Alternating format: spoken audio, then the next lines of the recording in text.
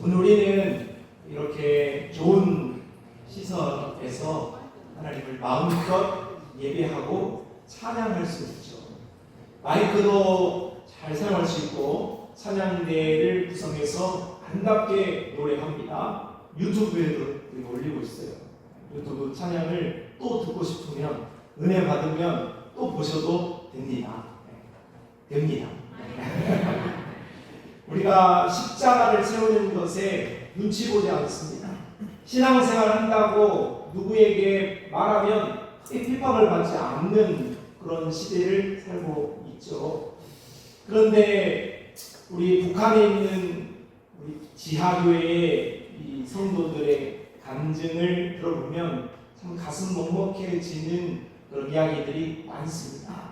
서로 신앙이 잘 먹었기 때문에 몰래 모여서 하나님께 예배하는데 입만 뻥긋한다는 거예요. 소리를 낼 수 없어요. 간절히 하나님을 찬양하고 싶고 뜨겁게 기도하고 싶은데 그럴 수 없는 거죠. 그래서 입만 서로 뻥긋하는데도 서로 그 찬양을 다 할 수 없을 만큼 눈물을 펑펑 흘리고 은혜를 받는다고 하는 거예요. 좋은 시설이 있는 것도 아니고 그리고 자유가 있는 것도 아니지만 하나님을 향한 그 열정, 그 마음의 찬양을 드리고자 하는 그 뜨거움이 그들에게 눈물로 살아갈 수밖에 없게 한다는 거예요. 그런데 아마 입장을 바꾸면 어떨까? 저는 그런 생각까지 해보았어요. 만약 우리가 북한 지하교회 성도라면 또 북한 지하교회 성도가 만약 오늘 남한에서 자유롭게 하나님을 섬길 수 있다고 한다면 어떨까? 아마 서로 같은 모습이지 않을까 싶습니다. 있는 것에 대해서 귀하게 여기지 않고 없는 것에 대해서 간절한 것은 바로 우리 인간의 그 본성이지 않을까 그런 생각을 하게 되는 거예요. 그러면 오늘 우리는 자유롭게 좋은 그런 환경 속에서 하나님을 찾고 예배하고 있는데 오늘 우리는 정말 우리가 가지고 있는 이러한 하나님의 은혜를 진심으로 감사하고 하나님 앞에 이 모든 은혜를 감사하며 하나님 앞에 사용하고 있을까 우리 자신을 한번 돌아볼 수 있었으면 좋겠습니다. 하나님은 오늘날 우리에게 물으십니다. 너는 나를 찬양하고 있느냐? 내가 너에게 자유를 주고 내가 너에게 은혜를 주었는데 그것을 잊지 않고 찬양하고 있느냐? 이렇게 물으십니다. 하나님 오늘 우리에게 물으십니다. 너는 나를 왜 찬양하고 있느냐? 오늘 우리가 찬양의 바른 목적을 가지고 하나님을 찬양하고 섬기고 있는가? 돌아볼 대목이다 하겠습니다. 오늘 우리는 말씀을 중심하여서 본문의 말씀을 중심하여서 세 가지를 살펴보고자 합니다. 찬양이 무엇인가? 찬양의 정의. 그리고 오늘 우리는 언제 찬양을 해야 하는가? 찬양의 시기. 그리고 오늘 우리가 찬양할 때 어떤 역사가 일어나게 되어지는가? 찬양의 권능. 이것을 살펴보고자 합니다. 말씀을 통하여서 찬양의 개념을 다시 한번 우리가 확립하고 올바른 찬양을 드림으로 하나님 앞에 뜨겁게 찬양하는 자들, 하나님이 기뻐 받을 수 있는 그런 성도들로 변화되어질 수 있기를 바랍니다.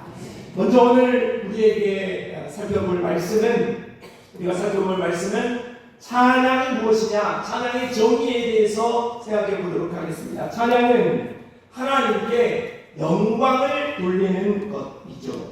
오늘 본문 이사야 43장의 말씀은 바벨론 포로 가운데 있는 이스라엘 백성들에게 하나님께서 너희가 포로에서 끝나는 것이 아니라 내가 너희를 구원하겠다 하시는 말씀이 되겠습니다. 하나님의 구원의 목적이 무엇인가? 본문 말씀으로 요약되죠. 이사야 43장 21절 말씀을 같이 읽어보겠습니다. 시작.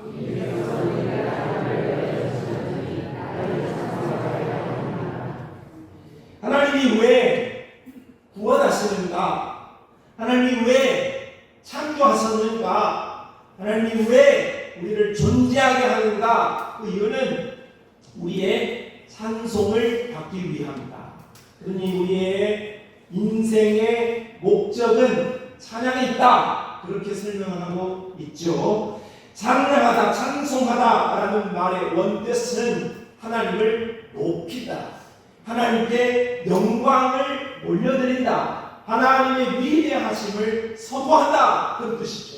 그러니 찬양이라는 말은, 찬송이라는 말은 노래에만 국한되어져 있는 것이 아니에요. 하나님을 높이고 하나님을 영화롭게 하는 모든 행위를 의미한다고 하겠습니다.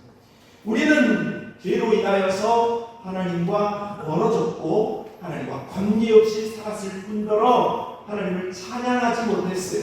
그런데 예수 그리스도의 십자가의 구속으로 말미암아 하나님과 화목 연합하게 되었으므로 오늘 우리는 다시 한번 하나님을 찬송할 수 있는 자리에 서게 되었음을 감사하시기를 바랍니다.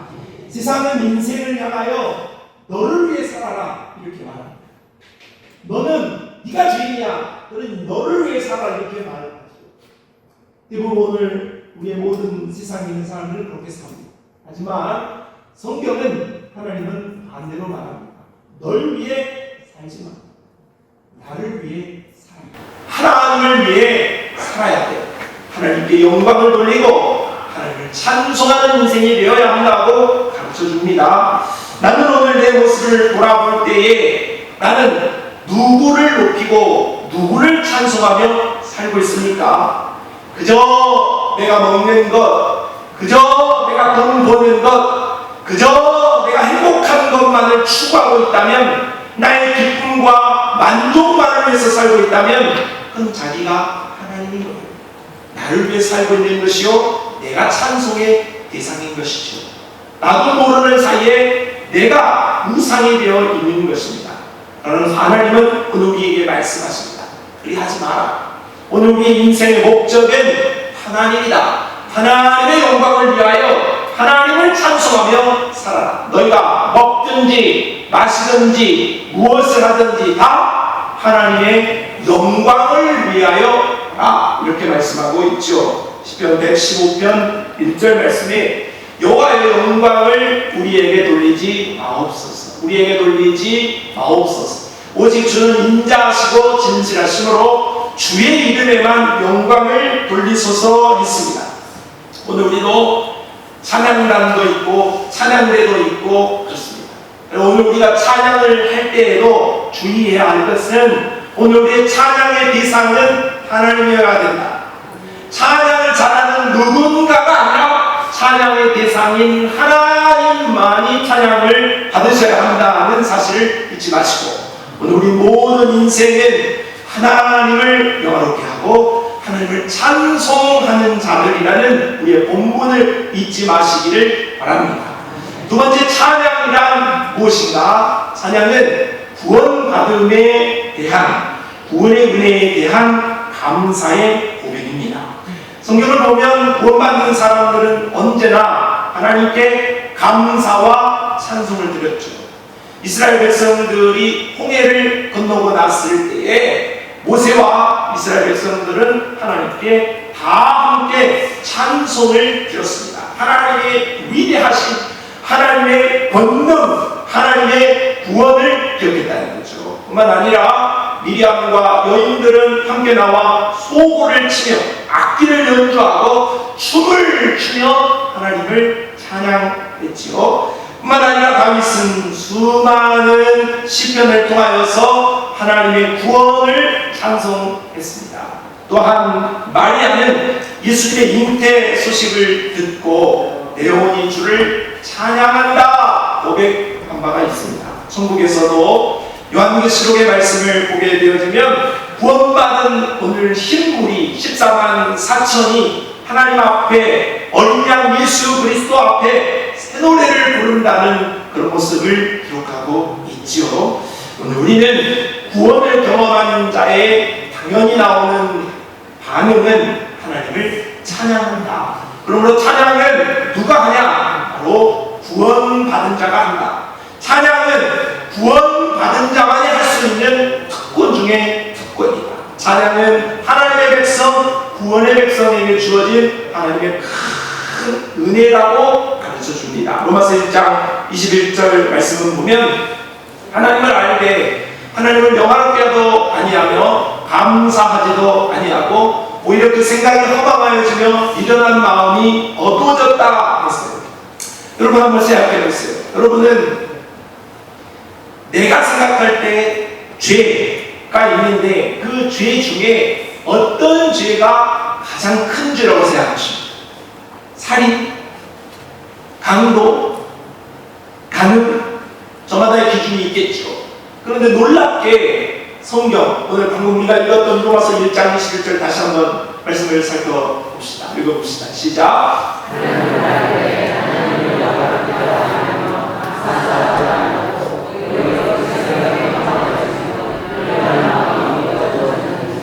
성경이 말하는 죄는 우리가 생각하는 죄와 좀 다릅니다. 우리가 생각하는 살인죄, 강도, 폭행 이런 죄보다 하나님이 생각하시는 큰 죄, 가장 잘못된 죄는 하나님을 찾지 않은 죄, 하나님께 감사하지 않은 죄, 하나님을 찬송하지 않는 죄라고 말합니다.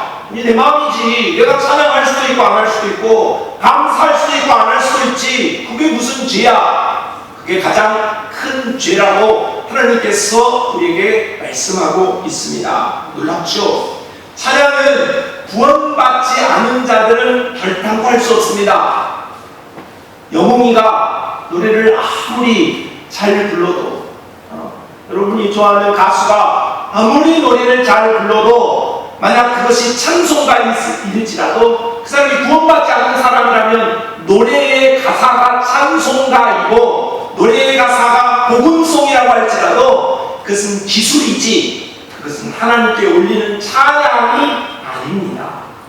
아무리 세상에서 많은 것을 가진 자라 할지라도 높은 위정자라 할지라도 구원받지 않는 사람의 모습은 찬양할 수 없습니다.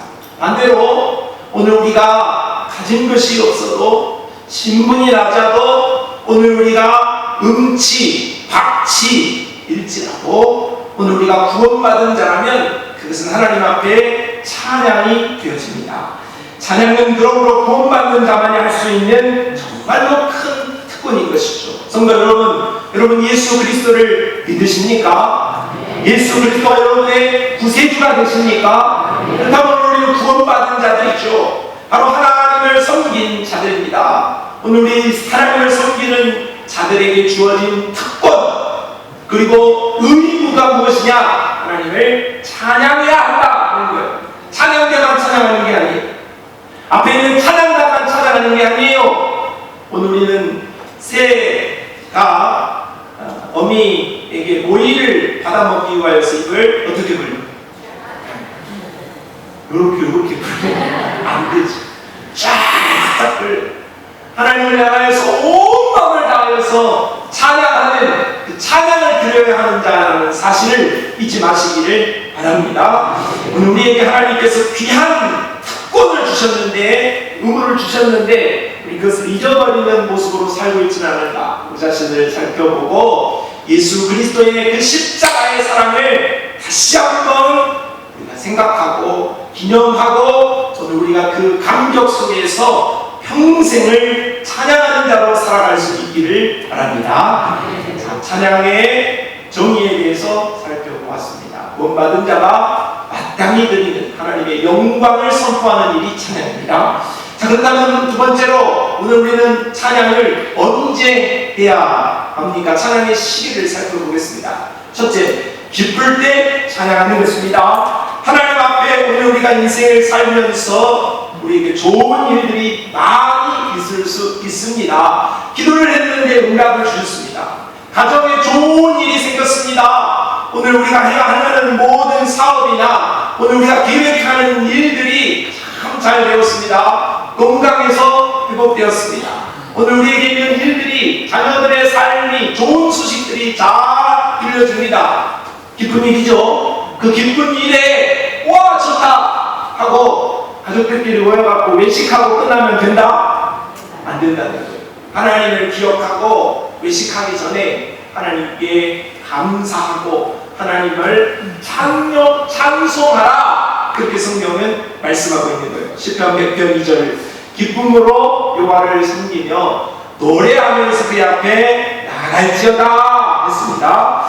성경은 오늘 우리가 갖는 그 기쁨이 내 것만이 아니라 그것이 하나님으로부터 왔다는 사실을 잊지 말라고 말씀하죠. 야고보서 1장 17절을 읽어볼게요. 시작. 온갖 좋은 은사와 온전한 선물이 다 위로부터 빛들의 아버지께로부터 내려온다. 내가 가지고 있는 그 기쁨이 어디서 온다? 위로부터 온다는 거예요.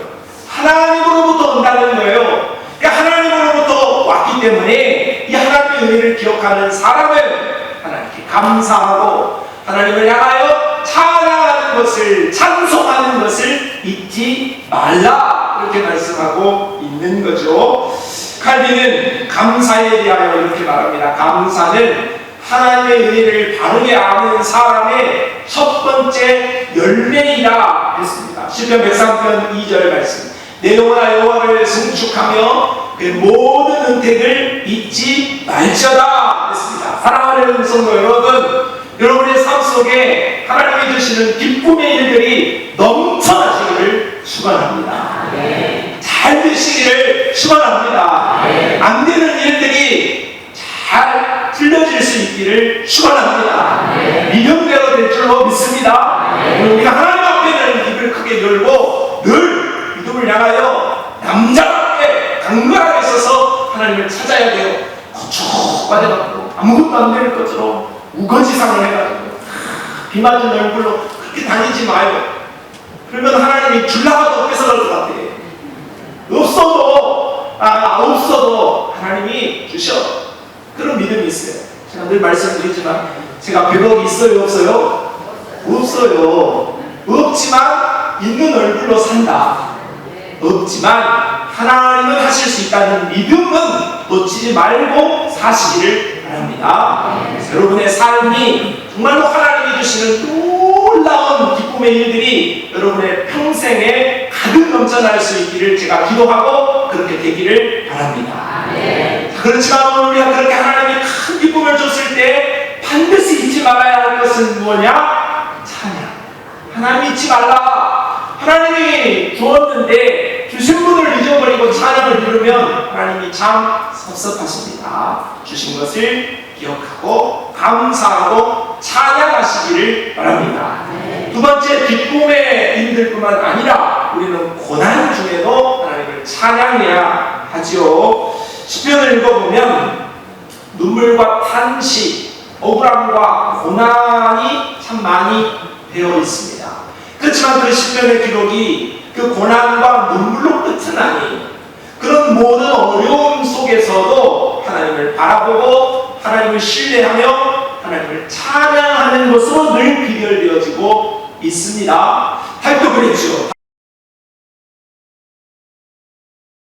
그러니까 다윗도 생각 눈치를 보니 내가 가만히 있다가 목이 달아나게 생겼습니다. 그래서 그 상황을 모면하기 위해서 한 행동이 뭐냐?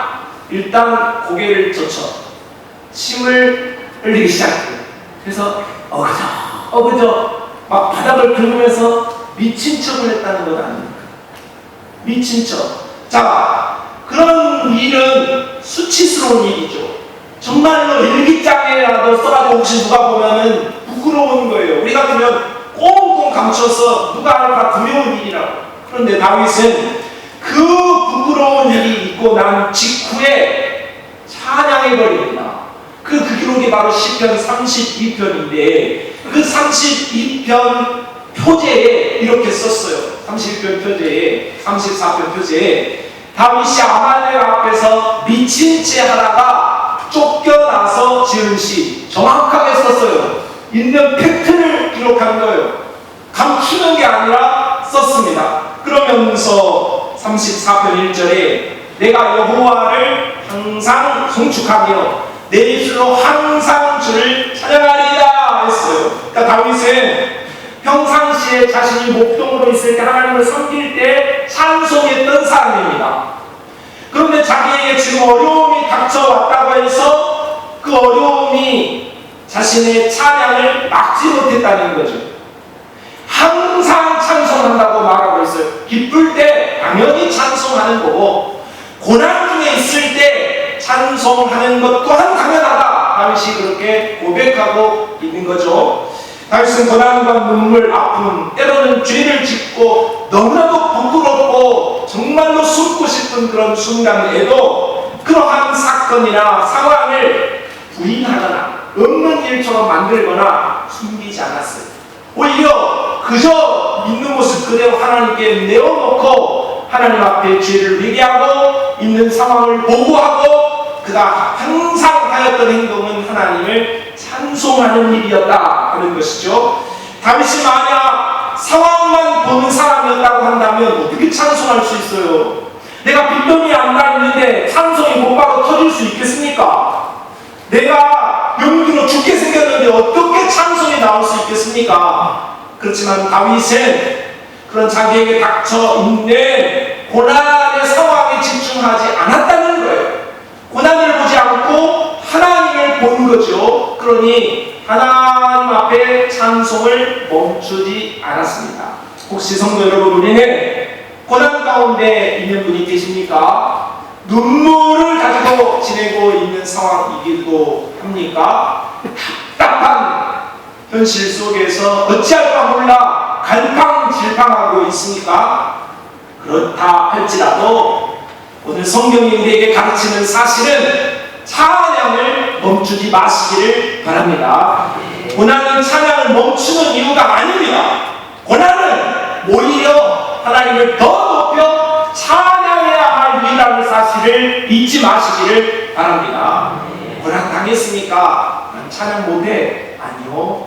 고난 당하였을 때 우리는 더 하나님을 찬송해야 합니다. 기쁠 때의 찬양은 감사의 표현이지만, 그러나 슬플 때, 고난 당할 때의 찬양은 하나님 앞에 우리의 보석과 같은 눈물을 그리는 하늘 보석 욕과 같은 자리에서는 은혜가 임하게 되어지는 것입니다.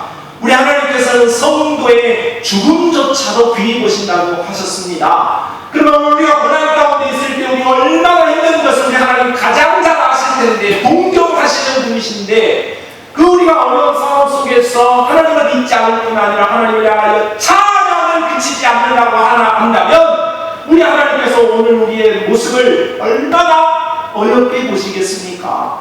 사랑하는 성도 여러분, 우리는 기쁠 때도 찬양하지만 하나님이 귀히 보시는 슬플 때에도 고난 중에도 특별히 찬양을 잊지 마시기를 바랍니다. 세 번째, 오늘 우리는 언제 찬양해야 하는가? 평생을 찬양해야 되죠. 성도의 찬양은 한때의 노래가 아닙니다. 시편 146편 2절 말씀에 나의 생전의 여호와를 찬양하며 나의 평생의 내 하나님을 찬송하리로다 했어요. 좋을 때뿐만 아니라 안 좋을 때 찬양하는 거예요. 오늘 우리가 젊었을 때, 청년의 때 막 뛰면서 찬양해야죠. 뿐만 아니라 오늘 우리가 다 늙어서 숟가락 들 힘이 없을 때에도 오늘 우리는 평생을 찬양할 수 있게 되기를 바랍니다. 제가 지난 시간에도 말씀드렸지만 오늘 우리는 언젠가 하나님 앞에 부름을 받게 될 거예요. 근데 그 부르시는 순간에 여러분이 호흡기를 끼고 신상에 앉아 오늘 주님이 여러분을 부르신다 할지라도 내가 여러분 옆에 가서 여러분과 함께 찬양을 도와드릴 겁니다. 이 움직여지지 않아도, 눈이 돌아가지 않아도 하나님이 부르시는 그 순간까지 찬양을 멈추지 않는 하나님의 백성들이 되시기를 바랍니다. 그렇게 각오하고 믿음으로 나아갈 수 있기를 바랍니다. 1912년 타이타닉호가 침몰하게 되어졌을 때 대안은 아수라장이 되었습니다. 사람들은 너도 나도 살겠다고 이런 방법 저런 방법을 동원했고 모든 상황이 너무나도 쉽지 않았습니다. 그런데 그 배에 타고 있었던 악단이 있었는데 그 악단은 많은 사람들이 어수선하게 살 길을 찾고 있는 그런 상황 속에서도 흩어지지 않고 함께 모여 찬송을 불렀다는 것 아닙니까? 내 주를 가까이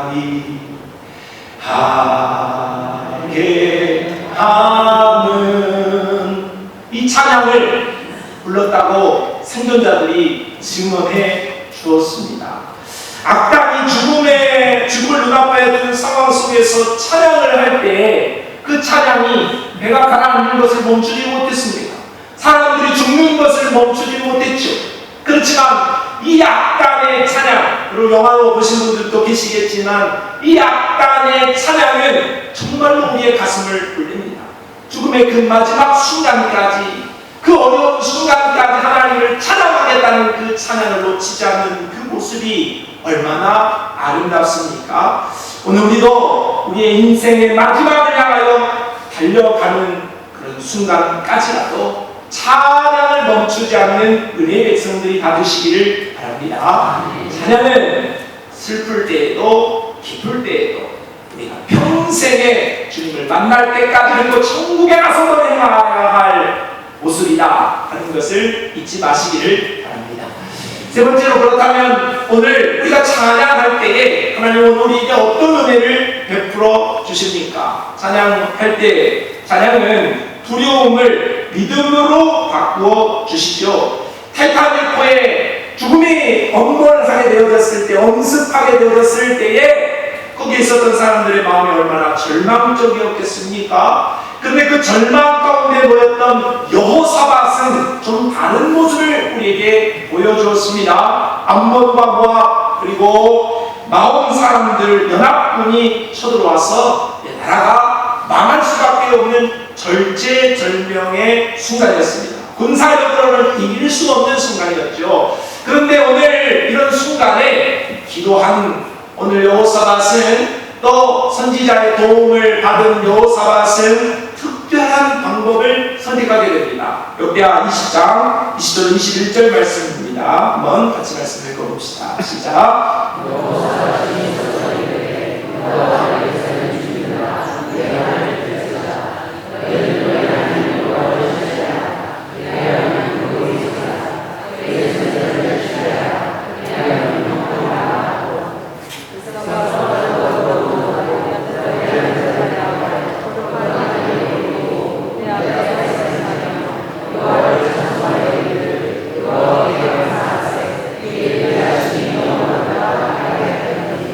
전쟁이 코앞입니다. 전쟁 제대로 못하면 죽습니다. 그런 상황 속에서 여호사밧은 군대 앞에 찬양대를 조직해서 찬양단을 먼저 가게 했습니다. 갑옷도 없어요. 무기도 없습니다. 오로지 하나님을 찬양하는 악기만 있을 뿐이죠. 찬양을 앞세웠다 하는 거죠. 그때 22절 말씀에 그 노래가 찬송이 시작될 때에 여호와께서 복병을 두어 유다를 치러온 암몬 자손과 모압과 세일산 주민들을 치게 하심으로 그들이 패하였다. 언제 승부하였다는 겁니까? 찬송이 시작될 때. 찬송이 시작될 때 바로 패배가 승리로 바뀌게 되었습니다. 여호사밧의 승리는 찬양 때문으로 보입니다. 아니, 그렇지만 조금 더 자세히 듣다 보면 여호사밧의 승리는 찬양 이전에 찬양하려는 여호사밧의 믿음의 결단 때문이었다고 볼 수가 있겠습니다. 아무나 찬양하는 게 아니에요. 찬양하겠다라는 믿음이 찬양을 하게 하는 것이죠. 찬양은 자신들을 두렵게 하는 군대를 바라보았던 시선을 바로 싸움을 이기게 하시고 승리하게 하시는 하나님으로 바꾸어내게 했다는 것입니다. 찬양의 권능은 환경을 바꾸기보다는 두려움을 담대함으로 바꿀 수 있는 믿음을 준다는 것입니다. 시편 56편 3절에 내가 두려운 날에는 내가 주를 의지하리라 했습니다. 믿음은 두려움이 없는 상태가 아닙니다. 우리도 두려울 수 있습니다. 성도는 두려움을 만납니다. 그러나 그 두려움 속에서 어떻게 하느냐? 하나님을 신뢰하고 그 신뢰를 바탕으로 하나님 앞에 찬송하게 되어지는 것이죠. 우리가 두려움, 앞이 보이지 않는 그런 답답함이 있을지라도, 염려 때문에 잠을 못 이루는 상황이 있을지라도 하나님을 신뢰하는 믿음을 가질 때에 오늘 우리에게 하나님을 향한 찬송이 터져나오게 될 것입니다. 그것이 바로 오늘 우리를 두려움에서 믿음을 주어 해방하는 그런 모든 어려움에서 극복하게 하는 능력으로 발현되어질 줄로 믿습니다. 두 번째 찬양의 권능은 찬양은 절망을 소망으로 바꾼다는 것이죠.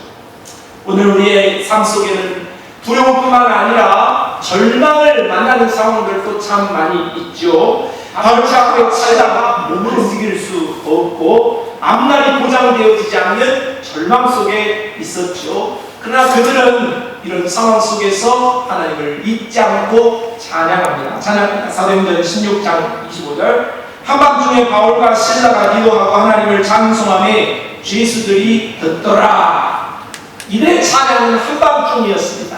가장 절망적인, 가장 힘겨울 때 그들은 하나님을 향한 찬양을 멈추지 않았다는 사실이죠. 그때 16장 26절에 갑자기 큰 지진이 나서 옥토가 움직이고 문이 곧 다 열리며 모든 사람이 메인 것이 다 벗어진지라 했습니다. 바울과 실라가 찬양할 때, 하나님을 신뢰할 때, 하나님에게 인생을 맡겨드릴 때에 지진이 일어났습니다. 그리고 그들은 감옥에서 자유의 몸이 되었고 옥에 있었던 간수를 살리는 구원의 역사가 있게 되었습니다. 절망이 소망으로 바뀐 것이죠. 시편 42편 11절 말씀을 같이 읽어봅시다. 시작. 내 영혼아 내가 어찌하여 낙심하며 어찌하여 내 속에서 불안해하는가. 너는 하나님께 소망을 두라. 나는 그가 나타나 도우심으로 말미암아 내 하나님을 여전히 찬송하리로다. 할렐루야. 절망의 순간을 만난다 할지라도 오늘 바울과 실라처럼 시편의 기자처럼 여전히 하나님을 찬송할 때에 절망의 옥새가 풀어지는, 그 족쇄가 풀어지는 그런 역사가 일어나게 될 줄로 믿습니다. 그리고 오늘 찬양의 본내는 세 번째로 우리 모든 성도를, 교회를 하나로 묶어냅니다. 찬양은 혼자 부를 수 있죠. 언제든 어디서든 찬양할 수 있습니다. 하지만 오늘 우리가 함께 모여 하는 찬양은 더욱 힘이 있습니다. 찬양대가, 찬양단이, 그리고 오늘 우리가 함께 모여 드리는 회중의 찬양은 하나님의 보좌를 움직일 수 있는 힘이 있다 하는 말씀이죠. 두세 사람이 내 이름으로 모인 곳에는 나도 그들 중에 있다고 하셨으니 오늘 우리 한 사람의 찬양도 기뻐하시는 하나님께서 오늘 두세 사람이 모여있는 우리의 모든 찬양을 얼마나 기뻐하시겠어요? 그런 찬양들을 한번 생각해 본다면 찬양대는 한 사람의 목소리가 아닙니다. 오늘 우리는 찬양을 드리기 위하여서 여러 사람이 한 음정을 맞춰요. 한 박자를 맞춰야 되죠. 찬양대가 박자를 엇박으로 하면 안 됩니다. 유튜브 다 올라가니까 안 됩니다.